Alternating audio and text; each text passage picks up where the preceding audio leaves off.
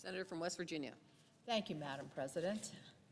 Last week, on May 14th, our friend and ally, Israel, celebrated its 76th Independence Day. As we all know, Israel was founded in the wake of the Holocaust to give the Jewish people a homeland that allowed them to return to their ancestral land that they had been forcibly removed from. I'm proud, very proud, that the United States was the first country to recognize Israel. And since then, we have been steadfast allies that support one another through times both prosperous and challenging.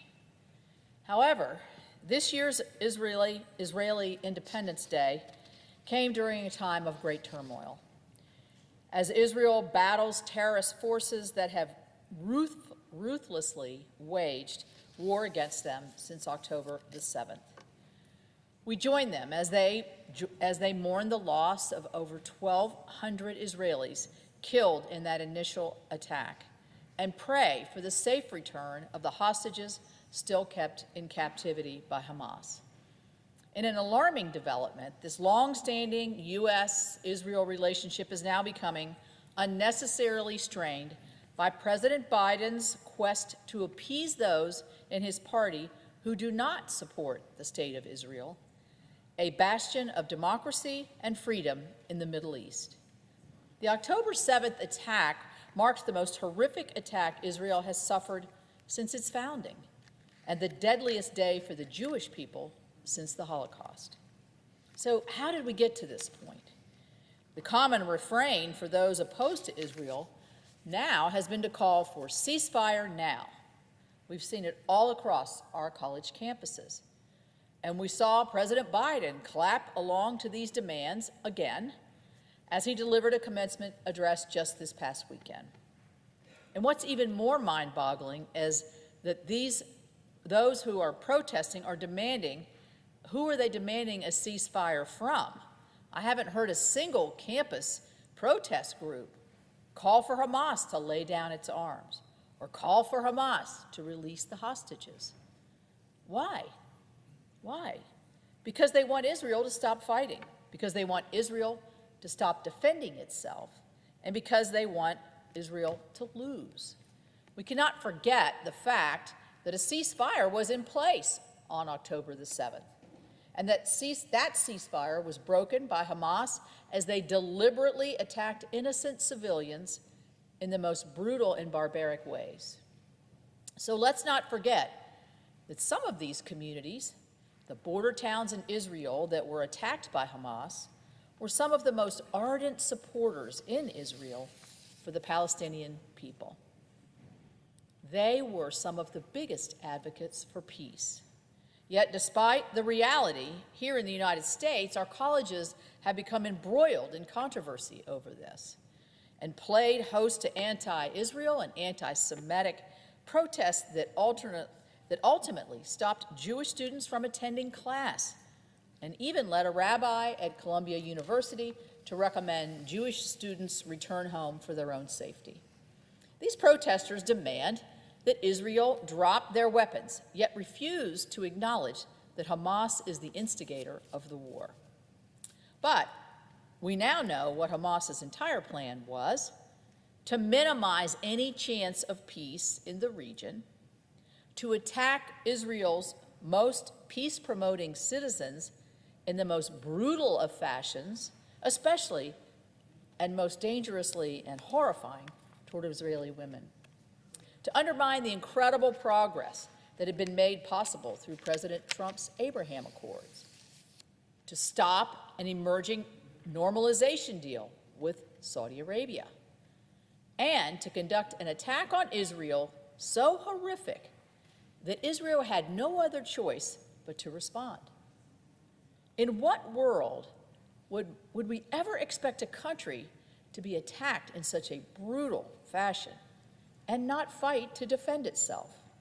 It's important to note that the chaos and instability benefits one bad actor above all else, and that is the Iranian regime. Without Iran's help, both financially and militarily, Hamas would not have been able to execute their terrorist attacks on the Israelis. Iran has further supported Hamas's efforts by launching over 300 projectiles at Israel on April the 13th. And lest we forget, it was an Iranian-made drone that killed 3 American soldiers in Jordan on January the 29th. We must recognize that the deep ties between Hamas and Iran and their common goal of destroying Israel and bringing harm to the United States and our citizens. Calls for a ceasefire only embolden Hamas and their stated aim to repeat the October 7th attacks a second, third, and fourth time. Israel must defend itself, and they must root out the evil that is Hamas. So earlier this week, we learned that the International Criminal Court would seek arrest warrants for leaders of Hamas and Israel for war crimes. It is simply shocking to me that the ICC would seek to establish a delusional level of equivalency between the actions of Israel and the actions of Hamas.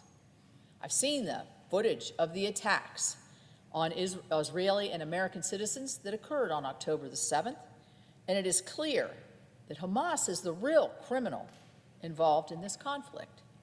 Hamas continues to show no regard for its own people, spending billions of dollars on over 300 miles of tunnel system, but yet they're refusing to allow their Palestinian citizens to shelter there and continue to use hospitals and schools, places of worship for military purposes, knowingly placing citizens in harm's way.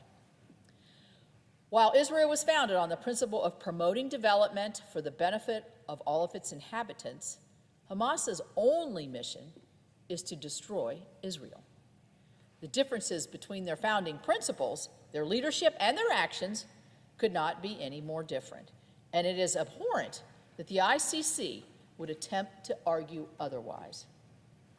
In these times of instability, you would hope that the President of the United States would display strength. Instead, President Biden has decided to play politics by placing a hold on security assistance that this Congress most recently approved. This is just the latest foreign policy blunder from an administration plagued by weakness on the international stage. Shortly after this policy of withholding weapons was announced, Hamas steps away from the negotiations on the safe return of the hostages. Seems like a pretty big coincidence to me. Hamas is still holding American hostages captive, although I wonder how many of these hostages are still alive, as we discovered, I think it was last week, 4 bodies were discovered. And President Biden should be doing everything within his power to bring home those American hostages.